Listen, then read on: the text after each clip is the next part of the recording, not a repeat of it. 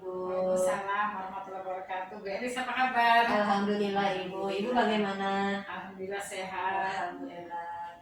Ibu begini, saya kesini menghadap Ibu itu ada tugas demonstrasi kontekstual untuk pendidikan calon guru penggerak. Di antaranya itu mewawancarai pimpinan sekolah masing-masing dalam hal pengambilan keputusan berbasis nilai-nilai kebajikan. Jadi saya minta waktunya Ibu, apakah Ibu berkenan? Siap. Alhamdulillah, terima kasih Ibu. Kita mulai ya Bu ya. Nah, seperti ini Bu, bagaimana sih Ibu dalam hal memimpin sekolah ini mengidentifikasi kasus-kasus yang merupakan dilema etika atau rujukan moral? Terima kasih Bu Elis. Kasus di sekolah kita, terutama sekolah yang saya pimpin itu ya sebenarnya banyak gitu ya. Namun saya dalam mengidentifikasi itu diperlukan hal-hal yang paling urgent yang harus saya selesaikan gitu. Saya identifikasi dari permasalahan-permasalahan itu yang berkaitan langsung dengan anak juga dengan guru. Kasus anak yang kurang disiplin, kemudian juga guru yang sering terlambat masuk ke kelas, tentu akan berpengaruh terhadap kemajuan pendidikan khususnya di satuan SMP Negeri 2. Oke, jadi Ibu mengidentifikasinya tuh dari segi urgennya ya Bu. Oke. Nah baik, jadi selama ini bagaimana nih Ibu dalam hal sebagai pemimpin di sini mengambil keputusan terutama untuk kasus-kasus di mana ada dua kepentingan yang sama-sama benar atau sama-sama mengandung nilai-nilai kebajikan. Nah, bagaimana Ibu? Iya, terima kasih. Sebenarnya kasus ini juga saya yang menyoroti tentang kedisiplinannya Bu Elisa. Kedisiplinan dalam hal ini adalah anak-anak dalam segi kedisiplinan waktu. Kemudian juga di satu sisi anak juga mempunyai problematika di rumahnya. Dia harus datang ke sekolah tepat waktu, namun di rumahnya dia harus menjaga adiknya dan lain sebagainya, orang tuanya tidak ada. Itu banyak sekali kasus di sekolah kita seperti itu, sehingga mereka datang ke sekolah itu terlambat. Nah, apa yang harus saya lakukan? Tentunya saya juga harus melihat gitu kan, melihat latar belakang mereka gitu kan. Tidak harus sekonyong-konyong harus dihukum kalau terlambat, tidak, tapi saya juga harus melihat apa latar belakang mereka. Melalui ada guru BK di sini, kita manfaatkan, kita fungsikan peran guru BK dan wali kelas di situ. Jadi dalam mengambil keputusan itu tentunya ada pertimbangan ya Bu, melihat latar belakangnya apa sih, karena apa si siswa tersebut melakukan hal tersebut. Nah kemudian, biasanya nih Bu, dalam pengambilan keputusan ini langkah-langkah atau prosedur apa yang biasa Ibu ambil? Prosedurnya biasanya yang pertama, yang tadi saya bekerja sama dengan para wakil kepala sekolah ya Bu Elis, ini dilibatkan juga ada pembina OSIS, ada guru BK yang berkaitan dengan siswa terutama ya. Kami bermusyawarah untuk mengambil keputusan tersebut, tidak harus saya yang mengambil keputusan. Kita bermusyawarah, kemudian mendalami seperti yang tadi permasalahan tersebut. Apakah permasalahan itu harus benar-benar saya putuskan sendiri ataukah harus perlu bermusyawarah. Itu yang kedua, saya harus konsisten dan konsekuen ketika kita sudah ada peraturan di sekolah tentang kedisiplinan, masuk jam berapa, guru dan sebagainya. Kita di sini terutama saya harus benar-benar menegakkan aturan tersebut sesuai dengan aturan yang kita kita susun bersama gitu ya. Seperti kita di sini kalau misalnya di pagi hari jam 7 harus sudah masuk, maka harus konsisten. Nah, bagaimana dengan itu? Yang pertama, yang ketiga juga harus keteladanan. Keteladanan saya terutama sebagai pimpinan itu tidak boleh artinya memberikan peraturan tetapi saya sendiri melanggar aturan. Makanya saya berusaha untuk datang lebih pagi, kemudian kan memberikan contoh untuk tidak terlambat. Bagaimana siswa di kelas yang masih kosong, saya harus lihat ke kelas siapa guru yang belum ada di sana. Nah itu insya Allah saya konsisten melaksanakan tersebut gitu. Nah keteladanan saya ini juga ya yang saya ungkapan ke guru-guru itu terutama dalam rapat-rapat itu karena apa? Kalau tidak ada keteladanan dari guru, dari pimpinan, anak-anak tidak akan percaya begitu saja dengan ucapan gitu kan, seperti itu. Makanya anak itu melihat gitu. Ketika guru memberikan perintah A, siswa akan dengan langsung gurunya juga nggak seperti itu. Makanya pentingnya keteladanan itu lebih berharga daripada 1000 kata. Jadi intinya yang pertama prosedur yang Ibu tempuh itu berkolaborasi ya Bu, dengan para wakasek, kemudian ada pembina OSIS, ya, kemudian yang kedua itu jadi role model keteladanan. Luar biasa sekali Ibu. Nah kemudian apa nih Ibu, hal-hal apa saja yang menjadi tantangan selama Ibu memimpin dalam hal pengambilan keputusan? Tantangannya apa Bu? Tantangannya itu terutama masih ada senioritas gitu ya, senioritas itu artinya begini, kadang saya juga mungkin dari segi umur walaupun saya pimpinan, saya lebih muda mungkin ya, kadang saya juga segan gitu mengambil tindakan kepada guru yang bersangkutan misalnya yang kurang melanggar disiplin, yang pertama itu. Namun yang kedua bisa sisi itu juga saya berikan mereka itu sebuah alternatif, artinya ketika mereka mengalami masalah tentang kedisiplinan tentunya saya harus menegurnya dengan cara yang baik, dengan cara ngobrol, dengan cara face to face dari hati ke hati sehingga tidak ada rasa unsur tersinggung gitu kan, seperti itu yang saya lakukan seperti itu. Nah yang seperti yang tadi keteladanan itu memang sangat penting Bu Elis ya. Misalnya ketika pagi hari saya sering mengumumkan kepada siswa dan guru itu untuk mengikuti kegiatan mengaji bersama pagi hari. Nah saya tidak hanya sekonyong-konyong berbicara, tetapi saya juga ikut gitu kan, ikut mengaji, bergabung dengan mereka gitu, sehingga mereka melihat kemudian akan segan gitu, pimpinannya saja mau ikut bergabung, kenapa saya sebagai gurunya nggak ikut. Jadi dengan cara seperti itu ya, dengan tidak menyinggung perasaan mereka, mereka akan ikut dengan sendirinya seperti itu. Luar biasa sekali Ibu. Jadi tantangan yang Ibu hadapi terutama menyelesaikan masalah itu di sini terutama ada senioritas ya Ibu ya. Jadi dalam hati Ibu tuh ada rasa hormat tapi juga harus menegakkan peraturan. Jadi ada dua pertentangan ya Ibu ya. Tapi ada solusinya. Jadi Ibu berbicara dari hati ke hati. Kemudian misalkan seperti ini Bu, jika Ibu nih memiliki jadwal tertentu dalam sebuah kasus, apakah Ibu menyelesaikannya langsung di tempat atau ada ditunda atau seperti apa gitu Bu? Iya, terima kasih Bu Eris. Tergantung kasusnya ya Bu Eris Kalau misalnya kasusnya itu harus diselesaikan di tempat ya harus saya laksanakan. Seperti anak yang membuang sampah sembarangan, itu kan berarti saya harus menindak pada waktu itu juga, nggak boleh yang menunggu nanti gitu kan, seperti itu.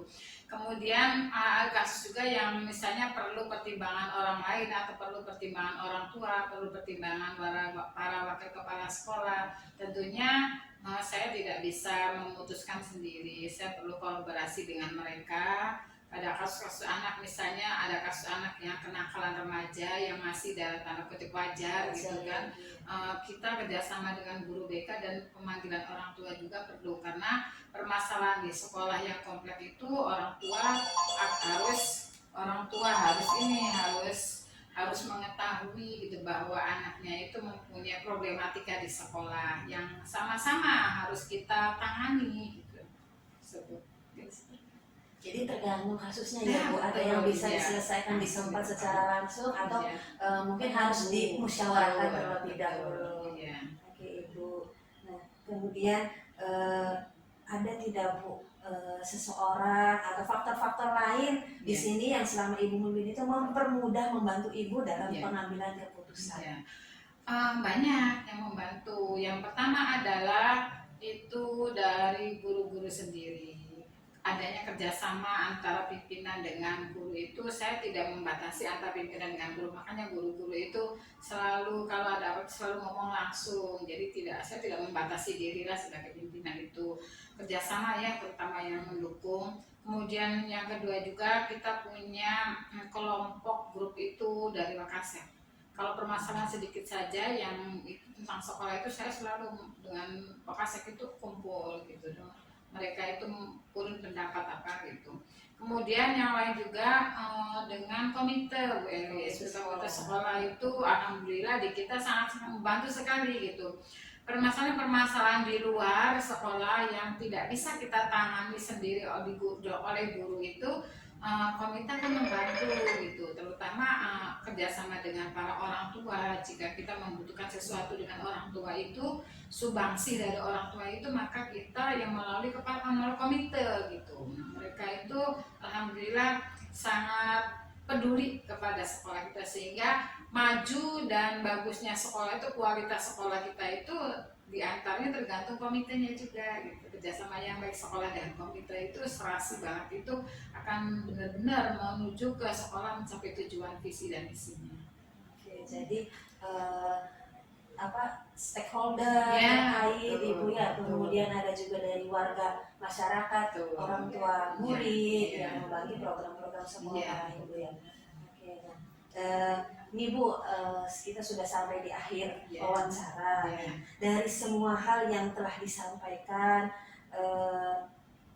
ada tidak sih Bu ibroh atau pengalaman pembelajaran dalam hal Ibu mengambil keputusan sebagai pimpinan? Alhamdulillah setiap permasalahan itu pasti ada hikmahnya ya Bu Elis ya. Ketika saya mengambil keputusan tentang peraturan sekolah ini, tentunya ada segala konsekuensi yang saya terima, dan ini merupakan pengalaman yang sangat berharga bagi saya menuju pendewasaan saya dalam memimpin sebuah lembaga pendidikan. Ketika permasalahan di luar dengan para orang tua, maka menjadi lebih dewasa bagi saya. Oh, ternyata menghadapi orang tua itu harus seperti ini, menghadapi guru itu harus seperti ini, menghadapi siswa harus seperti. Sehingga kalau saya terutama sebagai pimpinan itu, ketika sudah menguasai lingkup pendidikan, lingkup lembaga pendidikan yang di sekolah kita ini, insya Allah itu dapat mendewasakan saya dalam menindak permasalahan-permasalahan, mengambil keputusan selanjutnya. Sehingga kalau misalnya ada keputusan yang kebetulan sama dengan keputusan yang sebelumnya, saya lebih bisa fokus untuk menyelesaikannya harus seperti ini, seperti itu. Jadi memperkaya pengalaman ya Ibu, kemudian mendewasakan.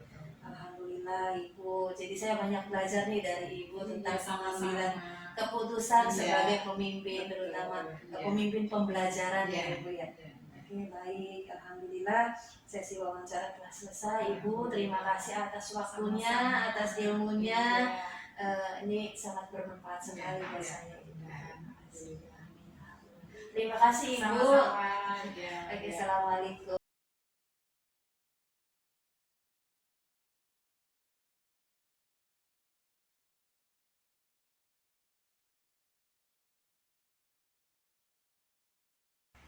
Gimana kabarnya Ibu Lisna? Alhamdulillah baik. Alhamdulillah. Terima kasih loh Bu Lisna sudah memberikan kesempatan kepada saya untuk mewawancarai Bu Lisna tentang kepemimpinan di sekolah. Sama-sama. Jadi Ibu lagi senang sekarang? Alhamdulillah lagi santai. Oh, lagi santai, berarti saya tidak mengganggu aktivitasnya ya Bu? Tidak, Alhamdulillah, terima kasih. Nih ada beberapa yang mau saya tanyakan sama Ibu. Ini karena berkaitan dengan tugas saya sebagai calon guru penggerak. Itu harus mewawancarai selain kepala sekolah saya, tentunya dan kepala sekolah orang lain. Enggak. Alhamdulillah. Bisa kita mulai ya Ibu? Enggak boleh. Oke. Ini Ibu yang ingin saya tanyakan. Nah, selama Ibu memimpin satuan pendidikan, nah bagaimana cara Ibu dapat mengidentifikasi kasus-kasus yang merupakan dilema etika atau rujukan moral? Baik, terima kasih Bu Elis. Jadi gini Bu Elis, kebetulan sekolah yang saya pimpin ini adalah sekolah swasta mungkin ya. Jadi latar belakang siswanya juga beraneka ragam, bermacam-macam karakter. Ada yang datang karena siswa tersebut tidak mampu, kemudian ada konflik di keluarga, dan lain-lain lah sebagainya gitu. Jadi banyak sekali permasalahan-permasalahan yang muncul terkadang terkait dengan siswa seperti itu, terutama dalam hal kedisiplinan, disiplin waktu, apakah kehadirannya bagus atau tidak. Nah, selain siswa juga kadang-kadang kendala juga ada pada gurunya. Jadi untuk mengidentifikasi hal tersebut ya saya harus tahu latar belakangnya apa sih yang menjadi penyebab permasalahan tersebut muncul. Nah, akhirnya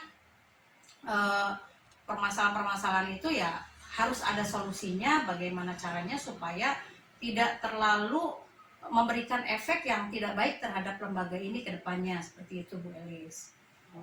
Jadi intinya dalam mengidentifikasi kasus tersebut Ibu berarti mencari tahu latar belakangnya ya Bu? Pasti, iya pasti. Oke, kemudian ketika Ibu menjalankan pengambilan keputusan di sekolah Ibu, terutama untuk kasus-kasus di mana ada dua kepentingan yang sama-sama mengandung nilai kebajikan atau sama-sama bernilai kebenaran, itu seperti apa Bu? Iya, karena sekolah juga punya tata tertib ya Bu Elis, tapi tidak menutup kemungkinan juga Bapak Ibu guru ataupun para siswa punya kepentingan lain yang mungkin tidak bisa ditunda seperti itu. Nah, bagaimana caranya supaya kepentingan tersebut tidak berbenturan? Akhirnya yang saya utamakan adalah mungkin komunikasi terlebih dahulu Bu Elis. Kita komunikasi, iya apa sih penyebabnya yang bisa menyebabkan hal itu terjadi. Jadi ketika sudah terjalin komunikasi, maka mana dulu nih yang harus dikedepankan, yang harus diprioritaskan seperti itu, sehingga tidak mengganggu atau tidak menyalahi aturan yang ada seperti itu. Nah, kalau misalkan sudah terjalin komunikasi yang baik, tentunya tidak akan ada saling ketersinggungan kalau sudah seperti itu, karena kita juga bicara dari hati ke hati. Nah, kita prioritaskan. Kalau memang tidak, kepentingan tersebut sama sekali tidak bisa ditinggalkan, ya sesekali kebijakan untuk mengizinkan juga mungkin saya akan berikan. Tapi ya tentunya yang namanya kejadian atau permasalahan itu kan tidak mungkin berulang. Jadi ketika terjadi pengulangan-pengulangan ya saya juga akan memberikan teguran. Kenapa perizinan yang saya berikan atau kebijakan yang saya berikan kok malah disikapi dengan kurang penuh tanggung jawab lah seperti itu. Jadi intinya mah ketika misalkan ada suatu permasalahan yang tidak bisa ada permasalahan yang tentunya bisa melanggar tata tertib, ya kita komunikasikan saja seperti itu. Oke, jadi intinya Ibu itu ketika ada dua kepentingan yang sama-sama urgent atau sama-sama bernilai kebenaran, dikomunikasikan terlebih dahulu ya Bu. Betul. Kemudian kita putuskan mana yang menjadi prioritas utama seperti itu. Betul. Luar biasa Ibu. Kemudian nih apa sih Bu langkah-langkah atau prosedur seperti apa yang biasa sudah Ibu lakukan selama ini di sekolah Ibu? Ya, kalau di sekolah saya kan ada tugas pokoknya masing-masing ya Bu Elis. Seperti Bapak Ibu guru itu tugas pokoknya harus apa, siswa juga tata tertibnya bagaimana, kemudian juga ada wali kelas seperti itu. Ketika terjadi permasalahan-permasalahan di siswa, misalkan siswa ini tidak pernah masuk atau jarang masuk, kendalanya apa? Ya wali kelas dulu yang harus mendalami latar belakang anak ini bermasalah tuh ada apa sih? Itu ataukah anak tersebut tidak punya uang saku atau memang anak ini memang malas seperti itu, ya dikomunikasikan dulu dengan wali kelas. Setelah itu wali kelas berkoordinasi dengan guru BK baiknya seperti apa gitu, dilakukan pemanggilan orang tua, ada obrolan antara pihak orang tua dengan pihak sekolah. Sekiranya misalkan permasalahan ini memang sangat-sangat rumit, nah pihak guru BK juga nanti akan mengkomunikasikan dengan kami wakil kepala madrasah dan juga dengan kepala madrasah seperti itu. Adapun misalkan terjadi permasalahan ini pada guru seperti itu, kami biasanya mengevaluasi Bu Eli setiap 1 minggu sekali. Saya selalu mengontrol absensi Bapak Ibu guru.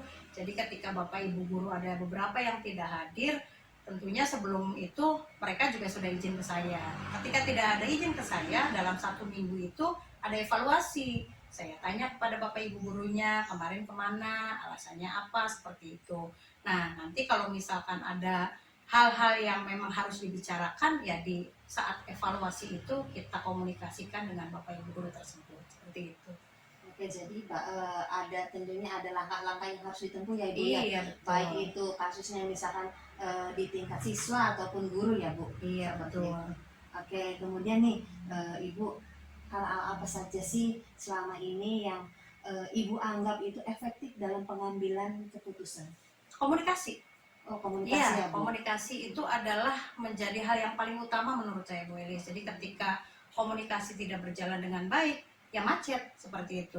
Siswa ketika ada masalah, ya komunikasikan dengan wali kelasnya, diobrolkan sehingga wali kelasnya bisa memberikan solusi. Ketika wali kelas tidak bisa memberikan solusi itu, ya minta bantuan dengan guru BK. Kita lakukan pendekatan. Kalau misalkan hubungannya kaitannya dengan biaya dan lain sebagainya, nanti pihak guru BK kemudian wali kelas juga akan mengkoordinasikan kepada pihak kami, wakil kepala madrasah atau kepala madrasah, atau adakah kebijakan untuk anak tersebut. Nah, kalau untuk guru juga sama. Untuk guru juga komunikasi, Bu Elis. Jangan sampai ketika Bapak Ibu guru ada berhalangan hadir atau terlambat masuk ke sekolah yang harusnya jam 7 tiba-tiba datang jam 8 pagi. Harusnya kan ada komunikasi. Betul, Komunikasi ya baik melalui WA, zaman sekarang udah Betul. canggih, telepon atau izin langsung menghadap, seperti itu, biar sama-sama tahu kemana sih Bapak Ibu guru ini kok tidak ada di kelas. Nah, intinya mah buat saya mah ya komunikasi harus terjalin dengan baik satu sama lain, seperti itu. Oke, berarti kata kuncinya di komunikasi Iya, ya Bu, betul, biar tidak ada komunikasi. gap, biar tidak ada miskomunikasi. Iya, dan permasalahan bisa clear kan dari situ kita Oke, tahunya. iya. Nah, selama ini nih Bu, dalam Ibu mengambil keputusan sebagai pimpinan di madrasah ini, ada tidak yang menjadi tantangan dalam pengambilan keputusan itu sendiri? Ya ada saja, kadang-kadang kan siswa ketika mengetahui temannya misalnya tidak masuk, kemudian selalu muncul pertanyaan, kenapa sih Bu? Atau kenapa sih Pak si siswa ini tidak jarang masuk sekolah tapi kok misalkan di akhir bisa naik kelas, misalkan seperti itu. Ya, Atau di gurunya sendiri, Bapak ini sering izin, Ibu ini sering izin, tapi kok tidak ada punishment lah, seperti itu, tidak ada teguran atau hukuman. Nah, kembali lagi ke komunikasi Bu Eli, saya itu biar semuanya menjadi paham, tidak ada salah paham ya. Ketika rapat dinas yang kita lakukan 1 bulan 1 kali, di situ kita komunikasikan bahwa misalkan absensi yang sudah kita sepakati itu tidak boleh dari 85%. Ketika ada yang di bawah di 85%, ya kita jelaskan alasannya di depan forum, Bapak ini seperti ini, sehingga prosedur yang harus Bapak Ibu tempuh ketika memang ada permasalahan yang urgen, ya mari kita bicarakan baik-baik, seperti itu. Adapun di kasusnya siswa, misalkan ketika siswa beranggapan kok si itu jarang masuk bisa naik kelas, seperti itu, ya kembali lagi diberikan pemahaman kepada teman-temannya yang lain bahwa anak tersebut juga dalam binaan kami, tidak kami lepaskan. Alasannya kenapa temannya bisa seperti itu, ya akhirnya mereka paham, ya dikomunikasi tadi melalui wali kelas, guru BK yang menjelaskan ke teman-temannya alurnya seperti apa, biar teman-temannya juga menjadi paham dan ini tidak menjadi bumerang buat kami dengan permasalahan-permasalahan ataupun pertanyaan-pertanyaan yang seperti itu tadi. Gitu. Jadi tetap ya Ibu Lisna, di satu sisi rasa kepedulian juga ada, tapi di satu sisi juga ada penegakan peraturan ya Ibu ya. Iya, betul. Oke. Kemudian Ibu nih, apakah nih Ibu memiliki sebuah jadwal tertentu atau penyelesaian kapan nih saatnya kasus tersebut harus diselesaikan? Apakah segera pada saat itu juga atau bisa nanti? Ya, ada jadwal khusus tidak? Iya, ada Bu Elis. Di kita itu ya permasalahan-permasalahan mungkin ada yang harus diselesaikan di hari itu juga. Seperti misalkan contoh ini Maya, ada kejadian tawuran di luar sekolah ternyata melibatkan siswi kita, misalnya seperti itu kan masalah yang tidak bisa ditunda-tunda. Akhirnya ketika setelah kita mendapatkan informasi itu, kita lakukan pemanggilan, kita lakukan obrolan dengan semua yang terlibat orang tua, kemudian anak tersebut, kemudian guru BK, wali kelas, wakil kepala sekolah, dan kita semua melakukan rundingan diskusi dan harus kita dapatkan solusinya saat itu juga, mungkin kalau kasus-kasus seperti itu. Nah, adapun penjadwalan kita itu ada, saya khususnya sebagai kepala madrasah Bu Elis, saya selalu melakukan evaluasi setiap minggu terkait khususnya adalah kedisiplinan guru. Saya selalu melihat absensinya Bapak Ibu guru, TU, kemudian absensi kelas juga saya pantau setiap 1 minggu sekali Bu Elis. Ketika sudah mulai ada permasalahan di situ, saya langsung memberikan perintah ke wali kelas, misalkan kok di minggu ini si A ini kehadirannya menurun gitu, tolong ditindaklanjuti seperti itu. Atau ke guru misalkan, kok Bapak Ibu di minggu ini 3 hari ya tidak masuk seperti itu, saya pasti melakukan teguran seperti itu. Nah, adapun jadwal khususnya biasanya tiap 1 bulan sekali saya ada rapat dinas Bu Elis, baik itu membahas mengenai siswa, membahas mengenai disiplin guru dan lain sebagainya, tanggung jawab guru, itu kita bahas selama 1 minggu sekali, 1 bulan sekali. Ya, kami selalu mengadakan evaluasi rutin. Dibuktikan dengan apa? Ya ada daftar hadirnya, ada notula rapatnya, kemudian ada bukti dokumentasinya seperti itu. Berarti jadi tergantung kasusnya juga ya Bu ya, Iya. kasusnya urgennya kapan nih harus diselesaikan, ketika membutuhkan pada saat itu juga penyelesaian, berarti pada saat itu juga. Betul, iya. Baik Ibu, kemudian nih ada tidak nih seseorang atau faktor-faktor apa yang selama ini mempermudah atau membantu Ibu dalam pengambilan keputusan dalam dilema itu? Pasti ada dong, ketika mengambil keputusan saya tidak mengeluarkan keputusan saya sendiri, saya selalu meminta pertimbangan dari teman-teman wakil kepala madrasah khususnya. Kemudian apabila di intern kami sudah tidak mampu melakukan komunikasi dan menghasilkan solusi, ya kami ke atasan, ke yayasan, melalui seksi pendidikan kami diskusikan bahwa di lembaga kami ini ada permasalahan seperti ini, bagaimana solusinya. Nah, kami selalu minta pandangan juga kepada para sesepuh dan juga para senior yang ada di Yayasan Nurul Hikmah, khususnya di seksi bagian pendidikan Bu Elis, bagaimana keputusannya yang terbaik, misalkan mengatasi masalah yang cukup berat misalkan. Ketika masalah itu tidak bisa kami selesaikan di intern, ya kami minta pertimbangan dari yayasan khususnya di seksi pendidikan. Selalu ada pertimbangan atau faktor-faktor pertimbangan dari orang-orang tertentu itu dibutuhkan. Berarti ada kolaborasi ya Bu, iya, dengan stakeholder terkait. Ya, betul. Luar biasa sekali Ibu. Nah, ini kita sekarang sudah menginjak di akhir wawancara nih Bu. Dari semua hal yang setelah disampaikan oleh Ibu tadi, pembelajaran apa sih yang Ibu dapat atau Ibu bisa petik dari pengalaman Ibu mengambil keputusan? Ya. Intinya mas, setiap lembaga pasti punya tata tertib yang harus dipatuhi ya Bu Elis, baik itu guru ataupun siswa ataupun saya sendiri selaku kepala madrasah seperti itu. Tata tertib itu wajib dipatuhi oleh semua warga yang ada di lingkungan sini.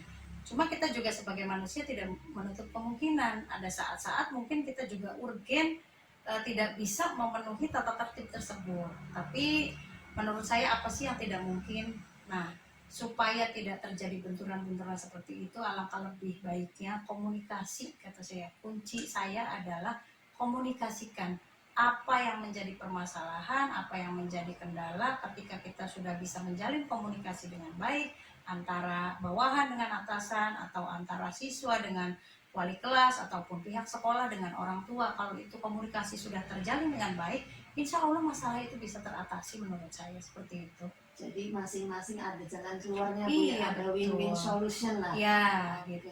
Sehingga Luar tidak menjadi biasa. saklek lah seperti itu. Oke, luar biasa sekali Ibu. Ini pengalaman yang luar biasa yang itu juga menjadi pembelajaran buat saya Ibu. Iya. Pengalaman yang sangat luar biasa sekali dalam memimpin suatu lembaga. Oke, terima kasih Ibu. Ini luar biasa sekali percakapan ini. Jadi saya dapat ilmu baru, dapat pemahaman baru dari Ibu Lisna, seorang kepala madrasah yang ada di lingkungan kementerian. Ya, Maksudnya Kementerian Agama ya. di Kabupaten Indramayu yang ada di Haluris. Luar biasa sekali Ibu. Alhamdulillah wawancaranya telah selesai. Terima kasih banyak atas Sama-sama. waktunya. Mudah-mudahan Bu Elis juga sukses selalu. Amin amin Ibu. Pengalamannya sangat berharga sekali buat saya. Mudah-mudahan nanti ada manfaatnya Bu Elis ya. Amin amin. Terima kasih Ibu. Sama-sama Bu Elis. Iya. Sekalian nih saya mau izin, mau langsung. Siap, mangga. Oke, terima kasih Ibu. Sama-sama. Assalamualaikum. Waalaikumsalam warahmatullahi wabarakatuh.